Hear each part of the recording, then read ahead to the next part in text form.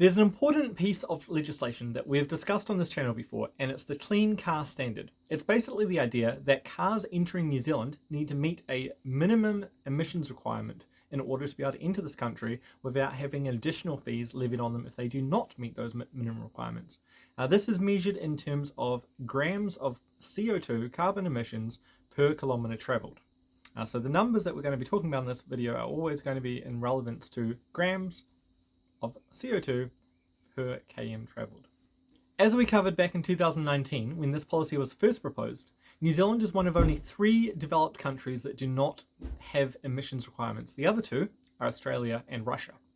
We have no requirements on vehicle emission quality, and as a result, we have some of the worst emissions in the developed world. New Zealand's current light vehicle fleet has a emissions profile of about 180 grams. The CCS, when originally proposed in 2019, suggested a target of 105 grams with a gradual phase-in over 5 years, making 2025 the year that the 105 limit would finally apply. However, it's now 2021 and the CCS is still not in place, and we've just had the latest round of submissions for the public and interested parties to comment on this legislation, and now the proposed limit is 140 grams. The following is my formal submission to the Land and Transport Infrastructure Committee, asking them to return to the original 105 gram limit. My submission followed a submission by Mazda New Zealand, who in short was saying that it was impossible to meet the proposed 140 gram standard, and that we need to not be legally requiring emission standards. So there's a few comments in there from my submission that are in direct reference to their submission. I'd highly advise you to watch it if you want to feel depressed about the direction that Mazda New Zealand is trying to take the country in. But with all that being said, here is my presentation and submission. Hey guys, my name's William Stewart. I'm from the Christchurch EV Owners Group. So we are a group of about 1,500 or more EV owners in Christchurch, and we actively campaign to help answer questions about EVs and help people figure out whether or not buying an EV is right for them. We are on the ground actually talking to people about whether or not EVs are going to suit them. And the main issue that we find that holds people up from purchasing an EVs is just in terms of them understanding whether or not it's right for them. Most people, an EV will suit their lifestyle currently, or it will suit their lifestyle with small modifications. So that's a real big thing. The EVs that we currently have are more than suitable and are more than affordable as well. I mean, we have EVs that will replace the normal person's journey, available for as little as $8,000. You can buy a second-hand Nissan Leaf that has 90 k's of range for $8,000. The average New Zealander travels 30 k's a day. So the idea that we don't have this technology for the majority of New Zealanders, it's absolutely inaccurate. And also, I think it's quite telling that anyone who produces vehicles finds an idea that we need to move to EVs scary, because if it's coming from someone that doesn't produce any EVs, of course, they're going to find that revenue stream drying up scary. Anyway, I'll move on to what I've got. We need to have clean car standards that are actually going to result in the change we want to have. There's no point in having a standard that's actually going to be not promoting that change. Electric vehicles are the only vehicles that are going to get us towards a zero emission vehicle fleet. And if we want to be zero emissions by 2050, we need to actually make sure that all our cars coming to the country by 2030 are EVs, because as you know, vehicles are going to be on the road for 20 years. Anything bought in after 2030 that's not an EV will be pushing out past our 2050 guideline. As you know, New Zealand imports most of our cars from Japan, 94%. When talking about how we're going to meet these requirements, we really need to look at the Japanese emission standards and contextualize that around what's possible. This chart comes from the International Council for Clean Transport. Pretty black and white. This is the main source of our market, especially in secondhand as well. And this is used cars. Used cars are sort of the more of the issue, because if we want to mandate clean cars, and at the moment, I think about 50% of New Zealand's car import per year is used, then we need to make sure we have a supply of used clean cars to be able to meet New Zealand's needs. Given that 94% of those used cars are coming from Japan, it's important to understand what Japan can provide. So this is what the current CO2 targets are worldwide. On here, I've also got the orange bar represents where we are now, 2021. The green bar represents the legislation that we're talking about, 2023. And we've also got on there the two standards that are proposed. We've got New Zealand's current standard that's been proposed for 140 grams per kilometre travel. And we've also got the original standard that was being proposed, which was 105 grams. Now, we actually submitted on the original legislation and we said that we think that we could do better than 105, but hey, I'll take 105 over 140. And here's why. If you look at this chart, it's pretty clear to see that New Zealand's aiming for 140 is, compared to anyone else in the world, pretty terrible. I mean, we're talking about being worse than Mexico is. We're aiming for a standard that's very close to Mexico's 2018 of 145. We are worse than Brazil was in 2017 with 138. We're worse than China was in 2020 with 117. I mean, these are all countries that we think of as the sort of polluters in the world. And we're aiming for a standard that is at the same level as they used to be or worse than they used to be for our future. So that's really setting a trend for where we're heading. And it's a bad trend. It's a trend that's not going to allow us to meet our emission targets. Now, if we look at this chart, we can see that Japan's on here, 2025, they're aiming for 82 grams.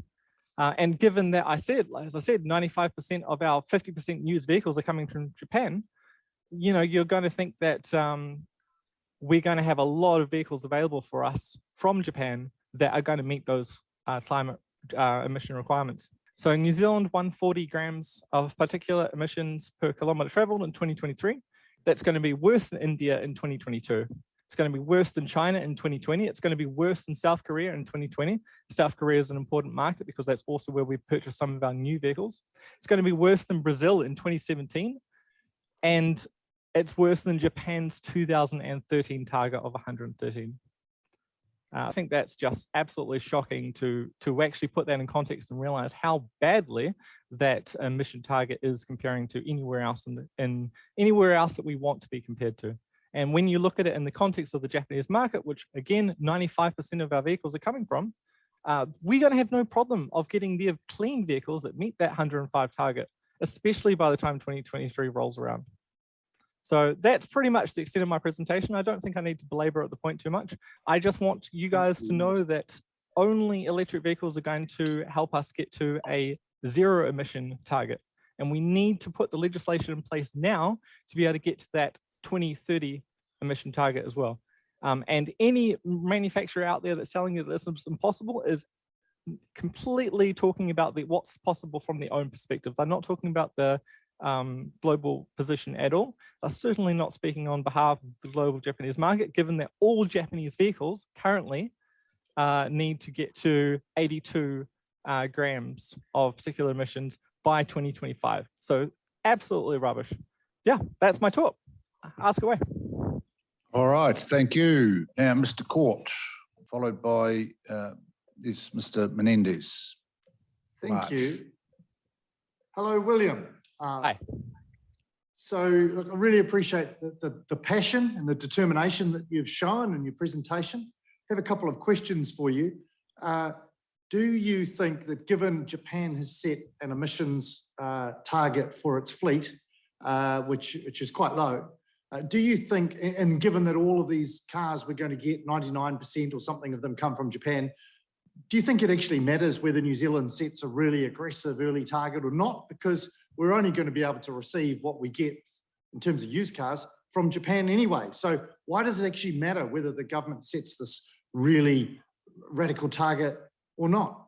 Well, I don't think saying that 105 is a radical target. I think that's the first thing I'd respond to. Like going for 95 would be a radical target, but 105 is actually pretty, that's, like I said, if Japan is currently at, 90 at the moment, and we're aiming for 90, we're aiming for 105 by 2023. That's not radical at all. That's a nice lag, which allows us to get there. But to answer your question, the reason why we want to set a target, the reason why we want to join in the worldwide community, and you saw that map showing all those countries that are aiming for CO2 emissions, is that it sends a message to manufacturers like Mazda and other manufacturers that are trying to get away with just producing inefficient, polluting vehicles.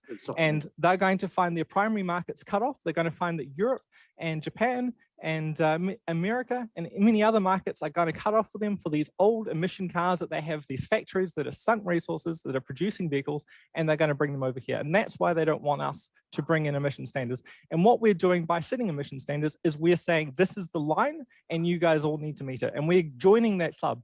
It's the same concept as a strike. You know, we don't want to be the scabs. And this is exactly what having a lax emission target would be. We'd be the scabs that gets the stuff that no one else wants. Well, with all due respect, Mr. Stewart, not only do you sound like a climate catastrophist, you also sound like a conspiracy theorist. And frankly, I'm sure. Thank you for the insult. I do have a it doesn't question. seem very professional. Sorry, we'll move on. We've only got time for a couple more. Mr. Mendez and followed by Mr. Ignobi. Ms. Ignobi. Chair William, thank you for your submission and for your comments around New Zealand potentially becoming a dumping ground. I wanted to ask you about some of the concerns that have been raised by previous submitters on equity issues, and particularly, you know, they have said that prices will increase, including for used vehicles. Do you have any reckons about the second-hand market and how that may be impacted by this bill? Yeah, fantastic. I work a lot in the second-hand market because most people I talk to about electric vehicles can only afford a second-hand vehicle. I was also recently involved with a share scheme set up in Christchurch with Eco Funding that was about purchasing 2 second-hand vehicles and making those available for the residents of a community housing project run by City Council.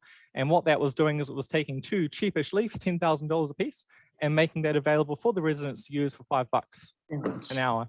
And what that's doing is that is actually allowing people to get in there with very low price. But in order to talk about the sort of pricing, I mean, we have to remember that if you're talking about the average New Zealander that drives 14,000 Ks a year, they are going to be saving $2,000 on petrol every year from owning an EV. So the average New Zealander spends about $2,500 a year.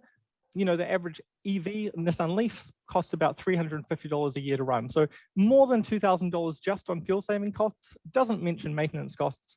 That's actually $2,000 a year. That's $10,000 over 5 years' time. And usually when we talk to people, we say, okay, well, we can't sort of go out further than 5 years because most people don't think that long-term about vehicle purchases. But saving $2,000 a year over 5 years, that's a really significant payment on a cheap second-hand Leaf. And what that's doing is that's allowing people to actually have a reliable, crash-worthy vehicle that's going to get them to a safer vehicle, that's going to give them the benefit of ownership of an EV and going to reduce their costs. And what happens with those people is that that's a fixed cost. You know, with petrol, that price can go up and down. It can change based on use. With an EV, the more you use it, the cheaper it gets. All right, thank you. Now I've just got time for one quick question from Teresa. And thank you, William, for your submission. Totally agree with you not wanting to be Aotearoa to become a dumping ground, but also absolutely agree with being able to reduce our emissions with this clear car policy. And for Pacific people, we know that we are the most affected by climate change. On the flip side of that, though, and I was interested to hear you talking about the savings, is the affordability to be able to afford even the second-hand stock that's coming out for EVs. So did I hear you earlier in your presentation, did you say Nissan Leafs? I heard you say that $350 a year to run. So, you know, you're going to be $2,000, so that's fantastic. But did you say that they're around, is it now 8K? Yes, I recently purchased a Nissan Leaf at the start of this year for $6,500, and that's a car that does 90 Ks per charge. There is that $8,000 is sort of an average. There is a lot of vehicles around at that price that will suit people's daily needs. That's really all right. Okay, look, thank you very much. Thank you. Again, another very good perspective.